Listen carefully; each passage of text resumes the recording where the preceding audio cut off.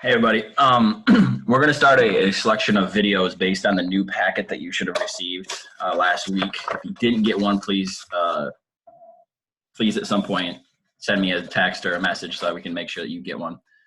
What we're going to do through this is we're going to go over some of the harder pages in this packet together. This packet was developed by a bunch of other AP teachers as we prepare for the AP test. I want to make sure we're on the same page and know that some of the more trickier things. So this particular video is going to be on about the fourth sheet in the packet. I don't know why I'm picking it up to show you, but it has the different types of government, and then there's a bunch of boxes across the top.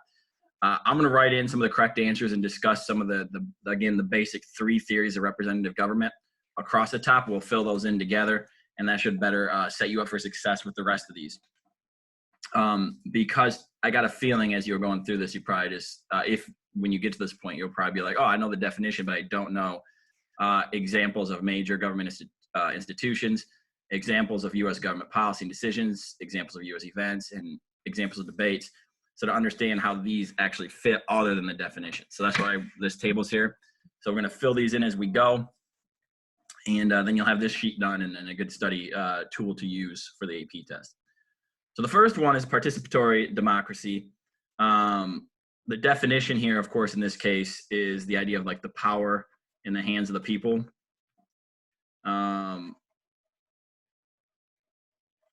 If you remember, anti-federalists were big fan. I know my handwriting. You're going to get through it. But if you remember, anti-federalists were originally big into this, the idea that the people should be the ones who have all the power. So I figure what we'll do is we'll go through this across the top and then work our way down to the next one. Examples of the people having power in government institutions. I think the easiest one is clearly elections. The public participates in elections, and this is on multiple levels. Not only for just like Congress, but also smaller things like local elections, which include things like the school board, mayor, county commissioners, those kind of things. But those are good examples of institutions that believe in power of the hands of the people. Again, we talk about the benefits of this as it gives the people what they want, but the negative is sometimes the people aren't always educated on those things. Examples in U.S. government policy decisions. The key here is all about public opinion. The politicians care about what the people want, and this is especially true around election times. So during times of the elections, they're always the government officials always care what the people want, and that's a good example of what participatory democracy is. The next one is examples in U.S. events.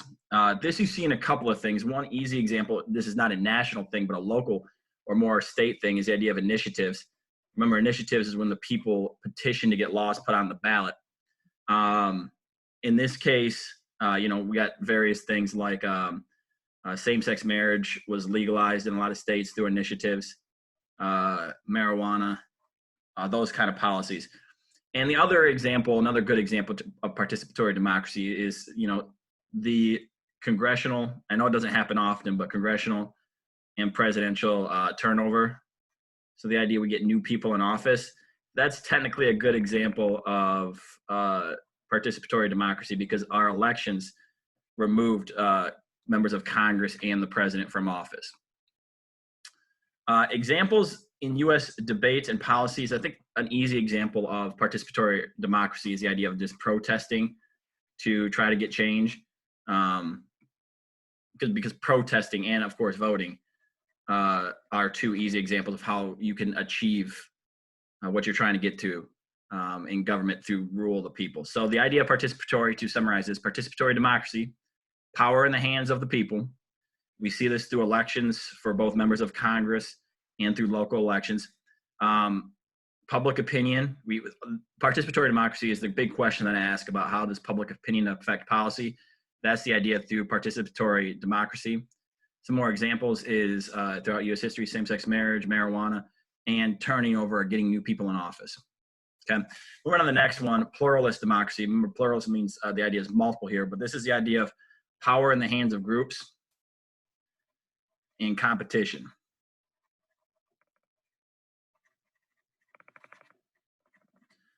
Groups looks funny. So the idea that groups are the ones that are in charge. Spelled competition wrong, okay. And the groups are constantly competing to see who's in power. The easiest example of a major institution being this way would be an interest group. Interest groups are the idea of pluralist theory of democracy, that groups competing over power, like this is again, like other examples would be like the NRA or the AARP or GLAAD, any of those. So then the next one says examples in U.S. policy, government policy making decisions. Here you're looking at some basic strategies that they would use. So this is our big list of interest group strategies. Things like litigation, which means, of course, going to court, direct lobbying, even protesting are all ways. But this is the idea that the groups are impacting what laws are being created, but they're competing to get the attention to impact what laws are being created. Of course, I think we end up having like 11. There are 11 different strategies that we used for what interest groups could do.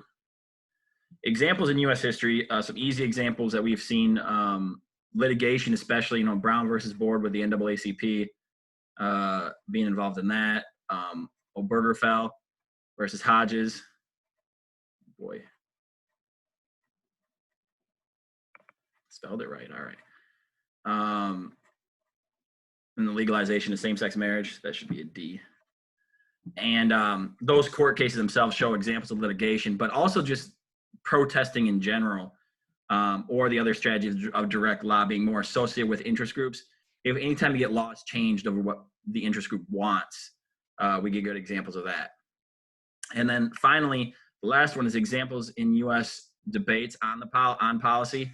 One easy way to use this one, the biggest one, would be electioneering, which again is affecting the election process. What can interest groups do to affect the election process?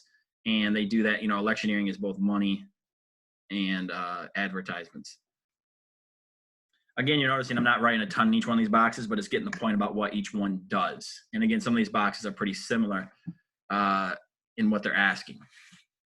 So again, pluralist is really focusing on interest groups. The last one, elite class theory. The elite democracy, slide this up a little bit, is again the idea of power in the hands of the wealthy and educated, which it tends to be only a few people. Now again, one idea is, why would anybody be against a government of this? We talked before about being the uneducated masses.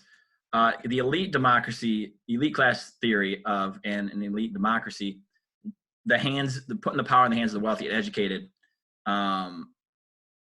You might say, well, why would we ever want that? Again, because they're educated, because they're wealthy, they have greater things at stake on the line, and they tend to know what they're talking about. I'm not saying it's better than all the other ones, but that's what the arguments would be made. Like, for example, examples of in our current government institution, the idea that the president in general and Congress are all mostly, for the most part, wealthy, from the upper class.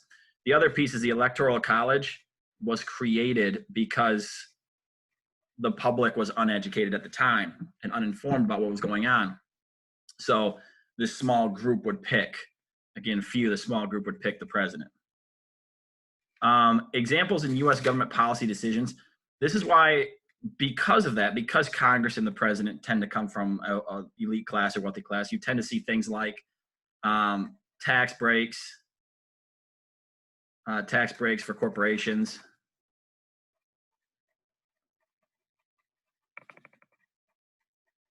And pro-business like policies are good examples.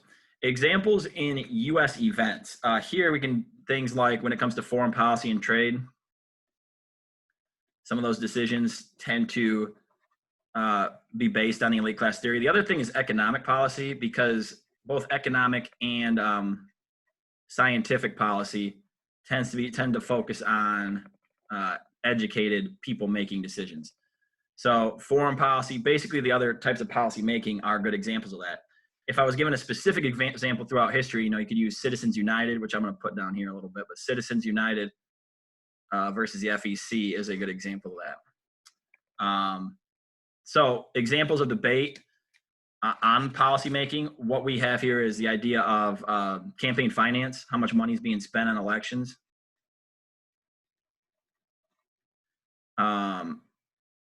And I would say like legal issues.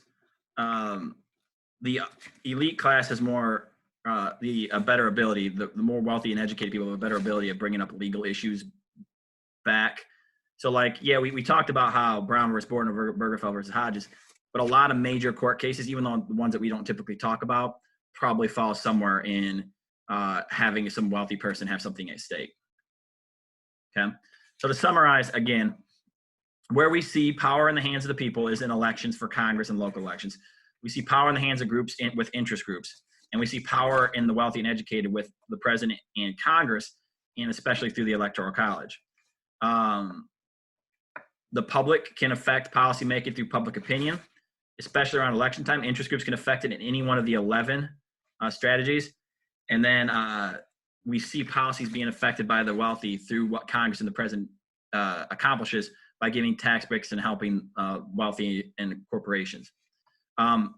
Specific events, you got initiatives for the public, initiative, same-sex marriage, the idea that some people get removed from office.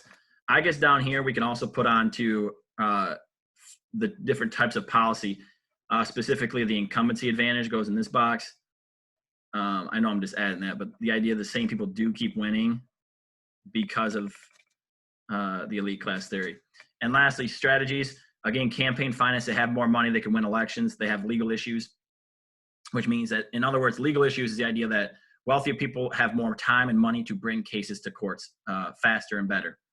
And then up here, again, electioneering and ads is a good move that interest groups use in this case, and participatory democracy, protesting and voting. Okay. Hopefully this helped. This is one of the harder pages. I'm going to put a couple more videos up. I'm actually put quite a few up throughout the week, going over some more difficult pages from the packet as we approach the AP test coming up. I especially am focusing on these packets that you see is broken into 3 units because those are the 3 that are most going to be tested or will be tested on the AP test coming up. I'm also going to put up a video going over what we need to make sure we're studying to prepare for that by specifically going over what the test will cover. Anyway, thank you.